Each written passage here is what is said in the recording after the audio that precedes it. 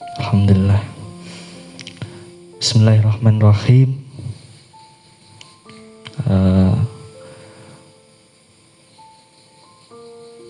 Masih dalam nuansa Maulid Nabi, bulan kelahiran Nabi, Nabi akhir zaman yang sudah dituliskan sebelum lahir oleh Allah Subhanahu wa Ta'ala, maka tidak lengkap kalau kita membahas mengenai akhlak tanpa membicarakan atau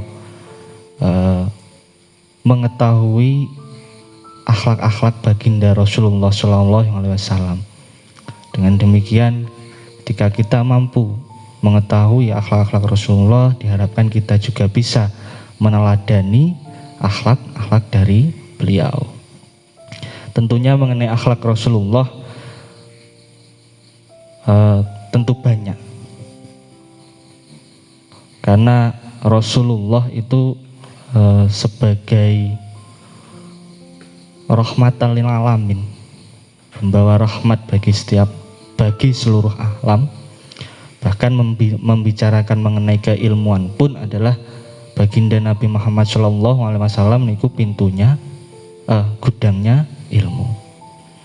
Ka ingkang kula badhe aturaken dalu punika inggih punika mengenai meneladani akhlak Rasulullah SAW. Margi nggih masih dalam nuansa Maulid yang nuansa penuh kegembiraan. Teng mriki ingkang badhe kula aturaken ada 3 poin penting akhlak Rasulullah yang harus diterapkan di dalam kehidupan sehari-hari. Nah, kenapa Rasulullah niku diagung-agungkan? Padahal sahabat, nabi-nabi yang lain niku nggih kathah. Tapi kenapa Nabi Muhammad niku selalu diagungkan? Karena pun jelas Nabi Muhammad di dalam surat Al-Ahzab ayat 56, Bismillahirrahmanirrahim. Innallaha wa malaikatahu yusholluna 'alan nabi ya ayyuhalladzina amanu shollu 'alaihi wasallim taslima. Sungguhnya Allah dan malaikat-malaikatnya bersolawat untuk Nabi. Maka hai orang-orang yang beriman, bersolawatlah kamu untuk Nabi dan ucapkanlah salam penghormatan kepadanya. Gusti Allah mawon, malaikat mawon itu sholawat datang Kanjeng Nabi. Dan ini langsung dalil dari Al-Quran, bukan hanya sekedar as-sunnah ataupun hadis. Makanya Rasulullah itu begitu diagungkan. Umat-umatnya Kanjeng Nabi ini bersyukur kita berada di umatnya Kanjeng Nabi, karena beliau memberikan syafaat kepada semua umatnya. Nah, akhlak Rasulullah napa mawon ingkang badhe kula aturaken teng mriki sepindah mengenai salat 5 waktu, yang kedua mengenai menghiasi diri dengan akhlak yang mulia, dan yang ketiga niki yang paling penting, melaksanakan fungsi dan peran sebagai istri atau ibu. Nah niki kagem mbak-mbak ini penting niki. Nah, niku pertama mengenai salat 5 waktu. Kenapa salat 5 waktu itu ditekankan? Karena salat niku merupakan tiang agama, tiangnya agama. Gondelane kula adalah panjenengan sami. Jenenge tiang niku wis saka ngomong tinggi gondelan.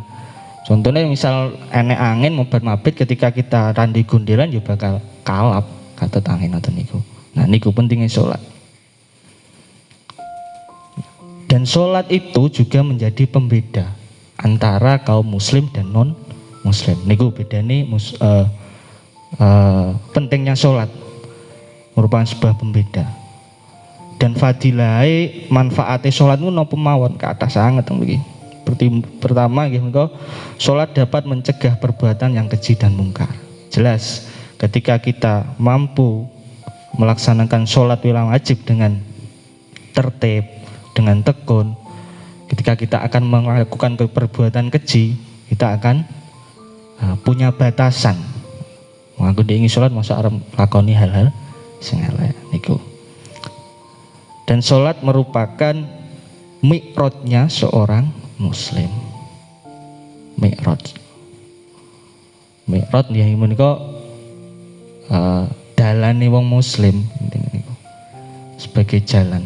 Makanya ada syariat, ada thariqah intinya. Sholat itu sebagai jalan untuk menuju thariqah, hakikat sampai ma'rifatullah niku. Pentingnya sebuah syariat. Dan sholat itu juga merupakan waktu ketika kita mampu melaksanakannya dengan tertib niku, waktu kita untuk berdialog dengan Allah. Waktu dialog dengan Allah. Lah dhewe dialog kalih rencang-rencange ndak duwe kesel ben awong ngoten. Jawa agongan suwi.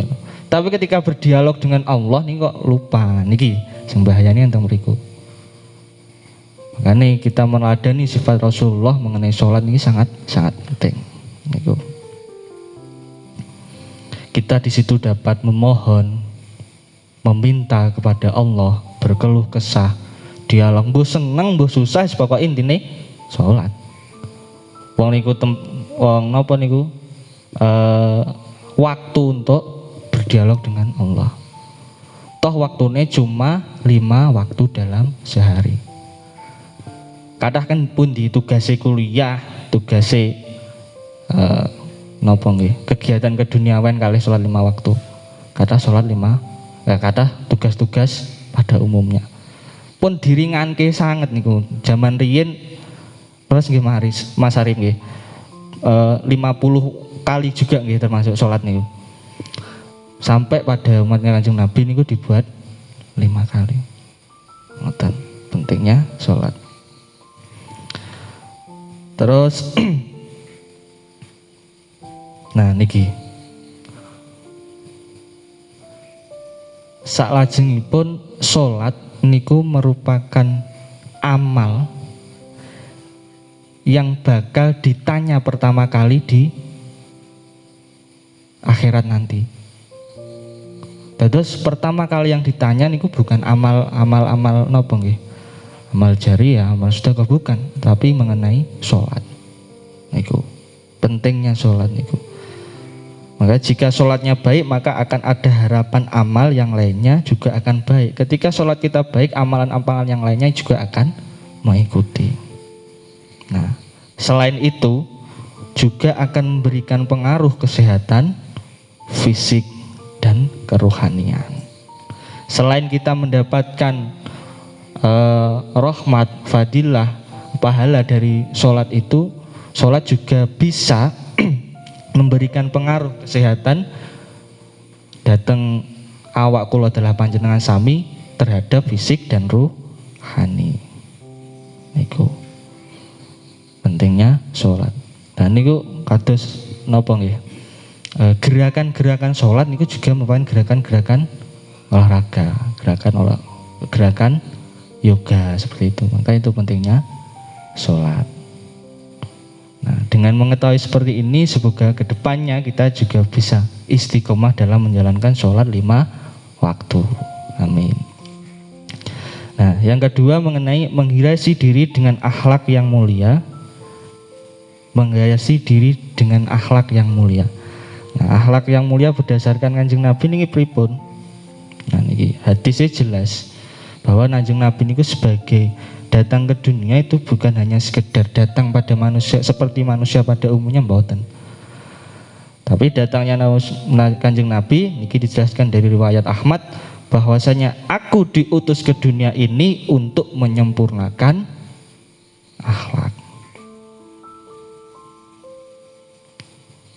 Terus ketika dahulu ketika zaman Kanjeng Nabi perjuangan akhlak-akhlak pada zaman jahiliyah sebegitu murkanya, pembunuhan di mana-mana, bahkan ketika ada lahir seorang anak niku dibunuh. Nah, dengan datangnya Kanjeng Nabi niku bukan hanya sekedar manusia biasa dilahirkan mboten, tapi beliau juga ditugaskan mendapatkan perintah untuk menyempurnakan akhlak umat muslim di seluruh dunia. Niku. Nah, nopo akhlak yang paling utama diajarkan oleh Kanjeng Nabi yang harus kita tiru nggih punika birrul walidain. Bagusi wong tua loro. Pentingnya niku. Nah, saat ini lagi musim, kadang wis penak omong sekolah dur-dur. Ado ket ngomah. Mulai lho wis wani debat wong tuane. Bahayane. Niki mboten leres Bu ngeten niki. Pak mboten leres niki. Ning buku ngeten-ngeten wah kacau lah ngeten niku. Kacau. Ketika kita sudah mengkesampingkan orang tua, bahkan ketok minterinya wong tuane dhewe pun to ora bakal ridhone Gusti Allah niku mudhun teng awake dhewe. Karena ridhullah ridho walidain. Ridhone Gusti Allah niku wonten ridhone tiyang sepah. Terutama ibu. Sering kita dengar ketika ada suatu sahabat yang bertanya kepada Nabi Muhammad niku, siapa ya Rasul yang patut kita hormati lebih dahulu? Sinten? Ibu. Kedua kali ibu. Ketiga kali ibu. Baru ayah, bapak. Nah niku pentingnya birrul walidain. Selanjutnya beliau juga mengajarkan tidak hanya kepada manusia, tidak hanya hablum minanas, tidak hanya hablum minallah saja, tapi mengajarkan akhlak juga kepada lingkungan. Lingkungan yang dimaksud lingkungan sing napa? Nggih terhadap alam. Beliau juga mengajarkan seperti itu. Karena alam niku nggih ciptaane Gusti Allah. Alam, tadabbur alam, mencintai alam, menyatu dengan alam. Niku. Bahkan lek napa nggih? Ada syair. Syair niku dari sisir tanah niku nggih termasuk ajarannya Kanjeng Nabi ternyata ketika ditelusuri. Niku lirike. Kita akan selalu butuh tanah. Nah niku. Kita akan selalu butuh air. Kita akan selalu butuh udara. Nah, jadi teruslah merawat. Nah, niku ajarannya Kanjeng Nabi Muhammad Shallallahu Alaihi Wasallam. Nah, bahkan di hadis niku pernah dikatakan besok, misal kok suatu hari tibalah pada saatnya kiamat. Ketika kita masih menggenggam tumbuhan, satu tumbuhan saja, kita diwajibkan untuk menanam itu. Iku pas pada saatnya goncangnya bumi, goncangnya dunia. Kok kita masih memegang nopo nggih? Tumbuhan itu, kita diwajibkan untuk menanam. Karena tanaman itu berhak untuk hidup. Bahkan bisa menjadi jalan, menjadi wasilah kita untuk mendapatkan keridhaannya Allah sehingga bisa masuk ke dalam surganya Allah. Berkat nanam pohon niku yang teng genggaman. Misal pas lagi turun lah tiba-tiba ada kiamat. Datang tangan ini wonten tumbuhan kembang loh. Kita diwajibkan untuk menanam itu terlebih dahulu sebelum kita ikut dalam porak-porandanya hari kiamat. Niku. Jadi kita juga diajarkan untuk mencintai terhadap alam, terhadap hewan juga. Nah, pernah juga ini hadis napa nggih? Ada seorang niku ngalim pol, soleh pol, tapi dia masuk neraka. Karena apa? Karena dia menelantarkan kucing kelaparan. Padahal niku ngalim dan nggih soleh. Sepen salat ya ora bolong, trep intine soleh-solehah pokoke. Niku masuk neraka karena napa? Menelantarkan kucing kelaparan. Tetapi enek wong sing murkane ndak umum, intine ora karu-karuan ndableke. Tapi dia bisa masuk surga karena apa? Karena mengasih minum anjing yang kehausan. Masya Allah. Pentingnya sebuah akhlak. Jadi tidak hanya hablum minan nas, tidak hanya hablum minallah, tapi hablum minal alam juga. Niku. Pertama tadi mengenai pentingnya sholat, yang kedua mengenai akhlak yang mulia, meneladani akhlak mulia dari Rasulullah, dan niki yang ketiga bisa jadi yang terakhir ya, monggo sebagai model juga ini, khususnya niku mbak-mbak ini sebagai seorang perempuan melaksanakan fungsi dan peran sebagai istri atau sebagai ibu. Rasulullah SAW niku mengajarkan agar seorang istri itu menjadi istri yang solehah. Maksudnya pripun? Nah, ketika kita tarik ke dalam kehidupan sekarang, sak dhuwur-dhuwure titelmu sebagai seorang perempuan, makom sebagai seorang perempuan itu adalah sudah mulia. Wis ora nuntut ilmu teko dhuwur tek makom jenengan niku mbak-mbak niki. Niku pun mulia. Bahkan mlebu surga pun niku lho karek milih niku bagi seorang perempuan. Ketika apa? Nah, ketika niki taat menjalankan perintah Allah. Yang kedua taat kepada suami. Nah, kadang niki padahal pun jelas niki baitil jannati niku, rumahku adalah surgaku. Yang membuat surga di dalamnya itu siapa? Ketika kita sudah berkeluarga adalah istri. Niku. Ketika istri tidak mampu taat patuh kepada suami, tidak akan terwujud baitil jannati. Apa neh ditelai sekolah dhuwur sing wedok, sing lanang sak ngesore. Kok sampai ngelek-ngelek sing lanang, maki-maki wis ngalaman gak mendapatkan ridhonya suami. Ketika seorang istri tidak mendapatkan ridhonya suami, wallahu alam tidak ada kemuliaan bagi mereka. Niku ngumbahne celonone mawon niku lho. Derajatnya 75 derajat bagi seorang perempuan. Nah niku Mbak, penting. Powe nak golek ganjaran, ngumbahne celana siji niku pun angsal ganjaran 75 derajat. Dan sak derajat niku Abah Yai pernah dawuh niku gedine sak gunung. Niku.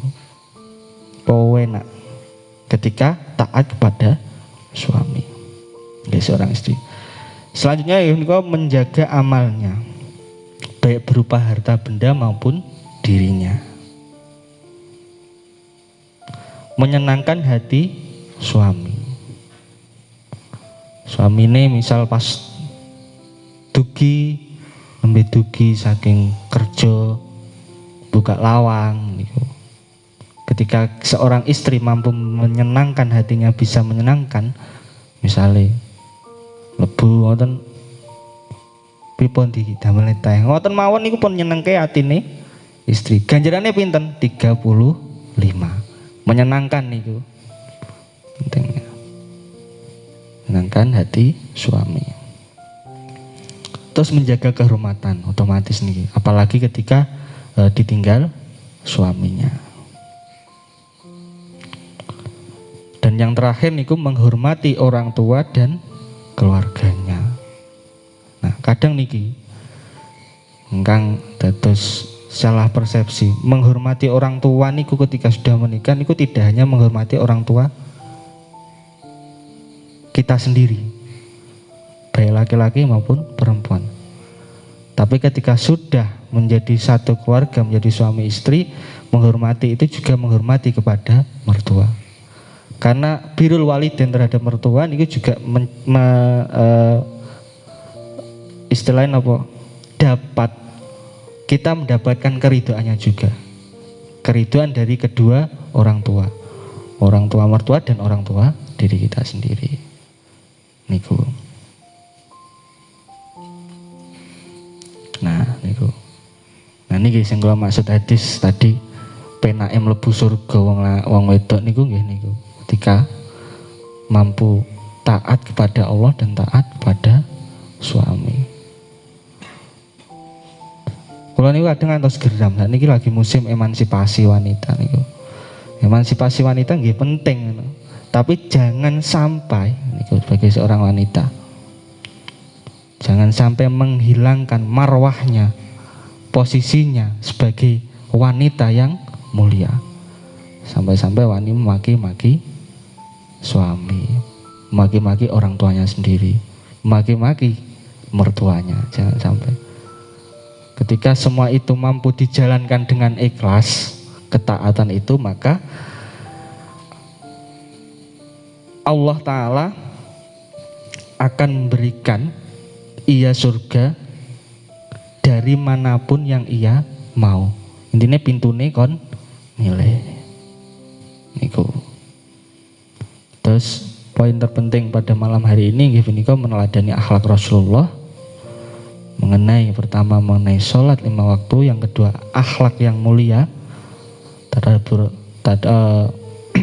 hakum minallah, hablum minallah, hablum minalas, dan hablum minal alam, dan yang terakhir mereka melaksanakan fungsinya sebagai seorang istri yang solehah.